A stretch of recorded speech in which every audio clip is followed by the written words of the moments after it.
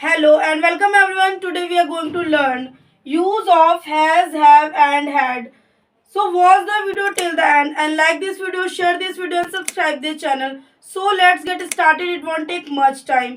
Students तो आज का हमारा टॉपिक है हैज, हैव एंड हैड को बारीकी से जाने। हम हैज और हैव को हैज, हैव एंड हैड को बारीकी से जानेंगे कि इसको इंग्लिश में कैसे यूज करते हैं। तो आइए बात करते हैं हैज और हैव। हैज और हैव कब यूज होता है? जब बात प्रेजेंट की हो रही होती है तब आपको हैज और हैव का यूज करना पड़ता है, जब बात प्रेजेंट की हो। एंड हैड और विल हैव का यूज कब करते हैं? जब बात आपके पास्ट की हो, बीते हुए की हो, तब आपको क्या यूज करना है? Had and will have. जब बात आपके पास्ट की हो तो हैज और हैव यूज होता है आपका प्रेजेंट के लिए और हैड और विल हैव यूज होता है आपका पास्ट के लिए। तो आइए जानते हैं पहले, सबसे पहले आपका हैव। हैव क्या है?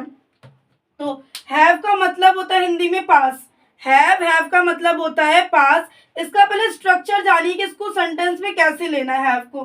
तो यहाँ पे आपका एक नोट दे रखा है, subject plus have plus noun plus object. तो उसी तरीके से आइए हम सेंटेंस में फोकस करते हैं। पहले हमने आई लिया है, आई आपका क्या है? सब्जेक्ट है। फिर हमने हैव लिया है और सम क्या है? आपका नाउन है। बिस्कुट क्या है? आपका ऑब्जेक्ट है। ध्यान दीजिए, सब्जेक्ट आपका आई है, फिर हमने हैव लिया, नाउन की जगह हमने सम लिया क्योंकि जो आपका सम वर्ड है वो आपका आता है नाउन के अंदर और ऑब्जेक्ट के अंदर आता है आपका biscuits. I have some biscuit, मेरे पास कुछ बिस्कुट है। मीनिंग देखेंगे, आई का मतलब होता है मैं, हैव का मतलब होता है पास है, सम का मतलब होता है कुछ, बिस्कुट्स का मतलब होता है biscuit. I have some biscuits, मेरे पास कुछ बिस्कुट है, मेरे पास कुछ बिस्कुट है। नेक्स्ट वर्ड है आपका, नेक्स्ट सेंटेंस है आपका आई हैव सम पेन्स, मेरे पास कुछ कलमे हैं। कलमे मतलब बहुत सारी कलम है, उसके लिए आप कलमे यूज करेंगे।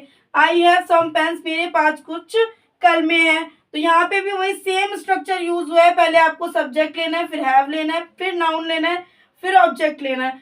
आई हैव सम पेन्स, मेरे पास कुछ पेन है। आई का मतलब होता है मैं, हैव का मतलब होता है पास, सम का मतलब होता है कुछ, पेन्स का मतलब होता है कलमे। आई हैव सम पेन्स, मेरे पास कुछ कलमे हैं। थर्ड सेंटेंस है आपका I have some books, I have some books, मेरे पास कुछ किताबें हैं। तो इसका भी सेम वही मीनिंग है। आई का मतलब मैं, हैव का मतलब पास है, सम का मतलब होता है कुछ, बुक्स का मतलब होता है किताबें। आई हैव सम बुक्स, मेरे पास कुछ किताबें हैं, मेरे पास कुछ किताबें हैं। तो ये था यूज आपका हैव का, कि आपको हैव का यूज कैसे करना हो। ये यूज कब होता है? जब बात आपके प्रेजेंट की हो रही हो तब आपको हैव का यूज करना होता है। आइए बात करते हैं अब हैज की। हैज का यूज अब कैसे करना होता है? तो अभी हमने बताया था आपको हैज का यूज भी आपको प्रेजेंट के लिए करना है। आइए देखते हैं, पहले इसका स्ट्रक्चर जान लेते हैं। सब्जेक्ट लगेगा, हैज लगेगा, नाउन लगेगा, ऑब्जेक्ट लगेगा। ये इसका स्ट्रक्चर है, इसको यूज करके ही आपको सेंटेंस क्रिएट करने हैं। तो हमारा पहले सब्जेक्ट लिया है ही, फिर हमने हैज लिया है, फिर हमने नाउन लिया है, फिर हमने पेन लिया है। ही हैज अ पेन, उसके पास कलम है। तो ही का मतलब होता है वह, पास के, हैज के लिए आपको है का यूज करना है, ए के लिए आपको एक का यूज करना है, पेन के लिए आपको कलम का यूज करना है। तो ही हैज अ पेन, उसके पास कलम है। ही हैज अ ड्रेस, उसके पास पोशाक है। ही हैज अ बुक, उसके पास किताब है। इस तरीके से आप और भी सेंटेंसेस को क्रिएट कर सकते हैं। तो ये था आपका हैव और हैज का यूज। आइए अब बढ़ते हैं आगे, विल हैव का और हैड का यूज देखेंगे कैसे होता है। हैड और विल हैव का यूज क्या होता है, कैसे सेंटेंस होता है, कैसा स्ट्रक्चर होता है, आइए जानते हैं।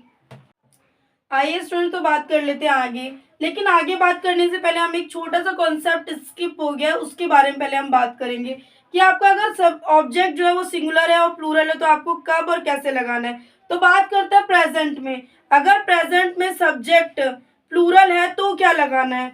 प्लूरल है तो आपको हैज लगाना है।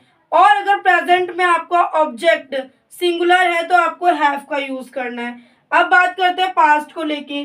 पास्ट में अगर सेंटेंस में ऑब्जेक्ट प्लूरल है तो आपको हैड का यूज करना है और अगर ऑब्जेक्ट सिंगुलर है पास्ट में तो विल हैव का यूज करना है। आइए बात करते हैं अब आगे। तो बात कर रहे थे हम हैड को लेकर। हैड का मतलब होता है पास था। ध्यान रखिए, हैड का मतलब होता है पास था। For example, he had my books, उसके पास मेरी किताब थी। अब यहाँ पे ऑब्जेक्ट को चेंज करके आप और भी सेंटेंस क्रिएट कर सकते हैं। He had my water bottle, he had my book.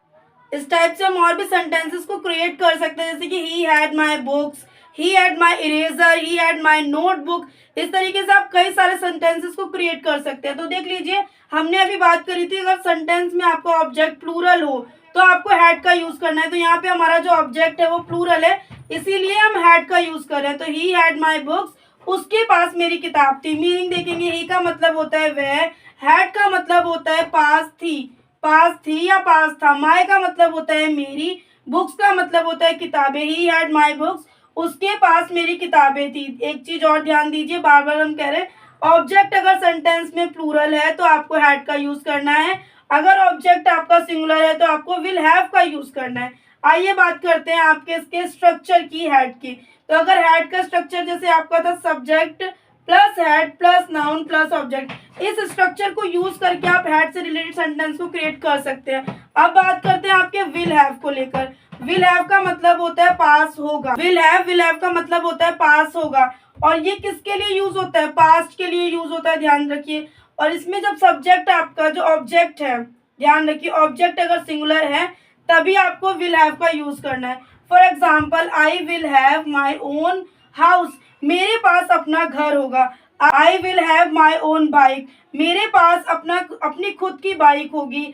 I will have my own business, मेरे पास अपना खुद का बिजनेस होगा या व्यापार होगा। इस तरीके से आप खुद से सेंटेंस क्रिएट कर सकते हैं, ध्यान रखिए। तो यहाँ पे आप मीनिंग देख लेते हैं। आई का मतलब होता है मैं, विल का मतलब होता है होगा, हैव का मतलब होता है पास होगा, ध्यान रखिए। विल हैव का मतलब होता है पास होगा, माई का मतलब होता है मेरे या मेरी, ओन का मतलब होता है अपना, और हाउस का मतलब होता है घर। I will have my own house, मेरे पास अपना घर होगा। तो इसका स्ट्रक्चर क्या है आपका, नोट कर लीजिए। सब्जेक्ट लगेगा प्लस विल हैव लगेगा प्लस नाउन लगेगा प्लस ऑब्जेक्ट लगेगा, तब आप सेंटेंस को क्रिएट कर सकते हैं। सब्जेक्ट आपका आई रह जाता है यहाँ पे, ही शी इट, या आपके क्या रहते हैं, सब्जेक्ट रहते हैं, सब्जेक्ट का काम करते हैं। और जो आपका विल हैव है वो आपको स्ट्रक्चर के अकॉर्डिंग लगाना है।